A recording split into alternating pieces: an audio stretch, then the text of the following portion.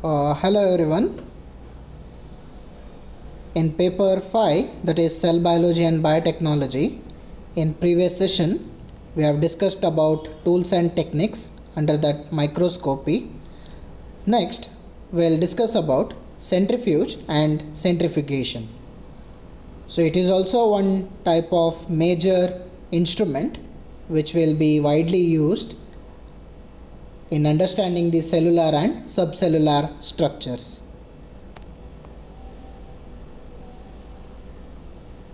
So centrifuge, it is an apparatus used to separate particles suspended in a solution by centrifugal force. And mainly it works on the principle of centrifugation, which operates in molecule based on their size and masses. So here what happens? So once the solution or the sample has to be centrifuged, so the solid particles which are present, they will settle down and they are pulled down by different force, or it is the gravitational force. So by that the centrifugation takes place. So centrifugation is a process by which the separation of particles that is suspended in a solution by the centrifugal force. So we'll see the principle. The spinning produces the force that is called as centrifugal force. So as I have said, the centrifugation or the centrifuge machine, it works on the principle of centrifugal force. And this apparatus rotates at high speed and by using centrifugal force, and they are separated by different densities. So depending on the densities and the weight, the molecules which are, maybe we can tell macromolecules, the larger in size will settling down, so I will call them as macromolecules. So in other words, I can tell centrifuge is a device for separating the particles or macromolecules. Maybe example, the proteins, nucleic acids and different types of structures, maybe the content of the cells, those all will be suspended down. And again, the movement of particles in a centrifugal field is called as sedimentation. So once the materials or the particles has to be settled down, that is called as sedimentation. The particles, they settle because of the gravitational pull. This is also very important term. By the help of gravity it settles down, and the rate of movement of the particles is called as sedimentation rate. So as the size is larger and the density is more, there will be a capacity of sedimentation will be faster. If the particles are smaller and comparatively to the solute, they will be larger, but it will take larger time and high speed is required. So that is why the principle tells this way. The sedimentation rate depends on size and density of the particles. The larger and denser particles settles first. So if the particles are larger and denser, then they will be settling first. And the sediment particles, they are called as pellets. So usually at the test tube, or you can take the microtubes, whatever they settles at the last part or the heavier particles, we call them as pellet. The solution above the pellet is called as supernatant. So the solution in which we want to suspend the particles, that will be called as solution. But once the separation takes place, the pellet and the supernatant will be differentiated, because the pellet will be suspended down and supernatant will be above the pellet. And these particles settle down because of gravitational pull, and the speed of centrifuge is expressed by RPM, that is rotational per minute. So nowadays you can see in normal laboratories also centrifuge centrifuges are present, which can suspend up to 6000 to 8000 rotation per minute. But there are larger centrifuge, those are called as ultra centrifuge, which can run about 1 lakh rotation per minute, or 60,000 to 1 lakh rotation per minute. So those are called as ultra centrifuge. And again, the greater the rotation per minute, the greater will be the centrifugal force, because once it starts to rotate, it works like your mixer. So due to that centrifugal force, what happens? The larger particles, they will be thrown away from the center. So that is why they settle at the bottom. And the longer the radius, the greater will be the centrifugal force. So if you take smaller tube and the larger test tube, so the test tube can suspend easily because the distance or from the center to the end or the bottom part, the length will be maximum. And on what rate of sedimentation depends? So density of the particles, because as large the particle, the easy the suspension. And size of the particles, same thing. The viscosity of the material. So the if liquid is highly viscous, then the settlement will be the easier. So if the viscosity is less, and the settlement will be the tougher. And the gravitational pull. So these are the very important different strategies on which the centrifugation depends upon. The centrifugal field is generally denoted by, as I said, rotation or relative centrifugal force, and which is expressed by G, that is gravitation. So on the basis of gravitational unit, the centrifugal field also works. So this is the schematic representation of centrifuge. As you can see, the region, that is central axis, because that will be the center of the rotary or the rotor, we will tell. So where the spindle, if you can see the spindle, there will place the test tubes and tubes. And later remember, only one centrifuge tube cannot be kept because it has to be balanced. If you are keeping one tube, then in another tube you need to put water and keep at least, so that balance will happen, or else the test tube may break inside the centrifuge machine.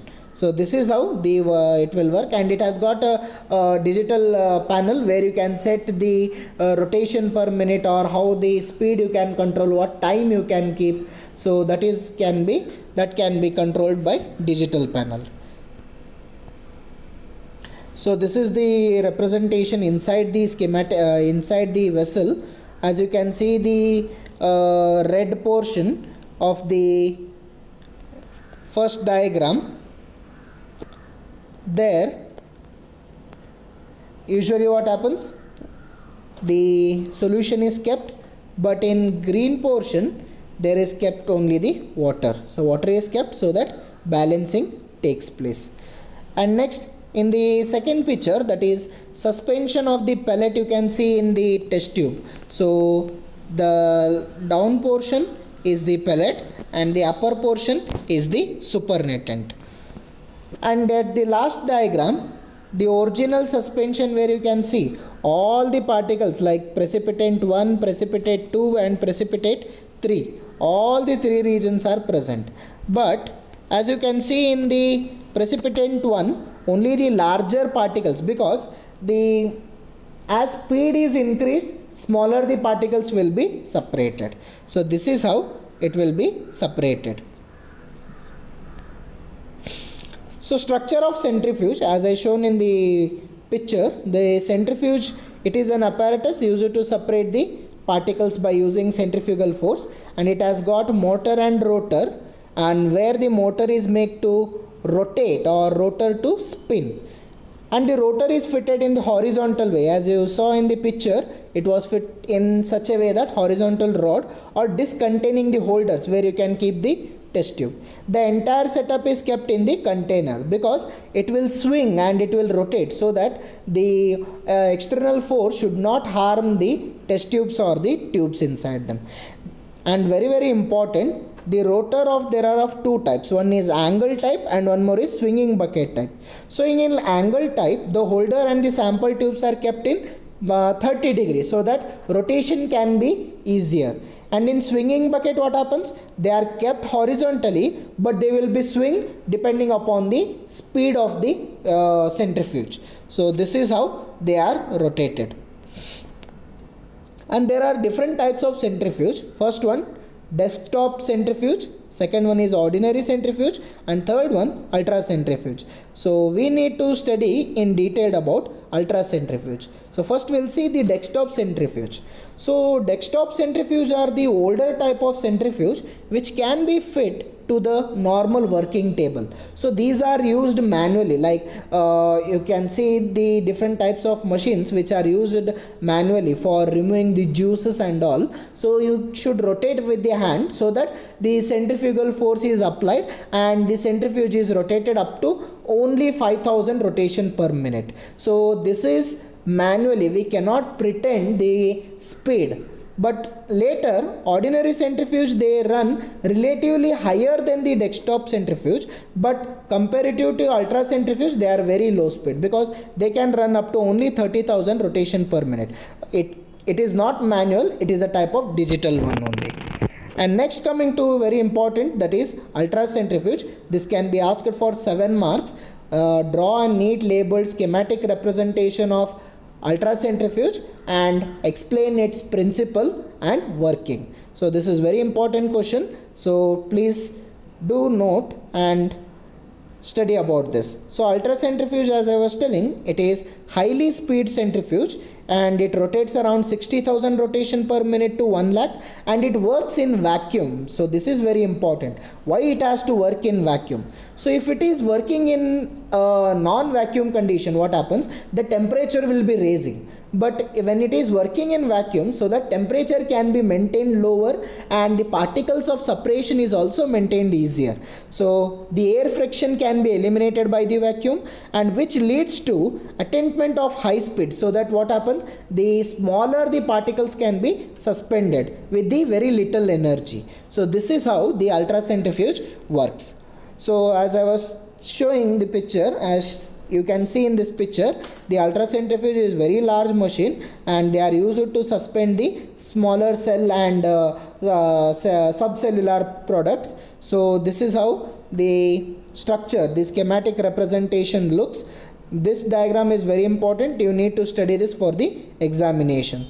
As you can see in the schematic representation, first the ultracentrifuge, we are having the closed vessel where inside you are having rotor, and rotor is fixed to the motor, and motor will help in the rotation, so that what happens, vacuum is created inside the complete sealed vessel, and due to that temperature, so what happens, or once the vacuum is created, the temperature will go down, and there are some units like cooling unit, vacuum pump and detector. With that digital unit you can reduce the temperature, or you can increase the temperature, or you can increase the vacuum, or you can decrease the vacuum. So this is how the schematic representation of ultracentrifuge looks like. And depending on the ultracentrifuge, you are having two different types. One is differential centrifuge and density gradient centrifuge. So differential centrifuge is a type of centrifuge. So there what happens, different speed at different time. So you can increase the timing and decrease the timing. So for example, now if you take the blood cells, so our blood cells are having different type of cells like RBC, WBC, platelets, and different macrophages and microphages. So now if you want to separate the red blood cells, because they are much larger when compared to the different cells, so you can maintain a smaller rotation per minute or smaller force. But if you want to separate platelets, they are much smaller. So then what you will do, you will run it for longer time and higher speed. So that is how differential centrifuge work. And density gradient, what happens, depending on the density. For example, if you know the density of a cell, you can fix the density digitally, then separation of that cells takes place. But make sure that if you need to go in ascending order, not the descending order. So first you need to keep the higher the order, so that what happens, the higher cells will be decreased or it can be removed. And ultracentrifuge, it is a very high speed working centrifuge. So it works in vacuum, and it was first discovered by Swedberg in 1920. So what happens, as I said, it works in the vacuum and temperature is not raised, and it also works in air free medium. Air friction is eliminated through that, and this leads to what happens, high speed and relative less energy. So the speed can be maintained from 60,000 rotation per minute to 1 lakh rotation per minute. And in modern centrifuge, what happens? The optical devices are fixed, so that what happens? You can fix the temperature, or you can fix the rotation per minute, and also they can be photographed. So what are the uses of the ultracentrifuge then? In laboratories like in biology and different types of applied sciences, you can study the different cells and cellular components, and to determine the weights of different types of proteins and nucleic acids like RNA and DNA. So in this session we have studied about detailed study of ultracentrifugation, which can be asked for 7 marks or 5 marks. Very important for your examination. So that's about today. Thank you.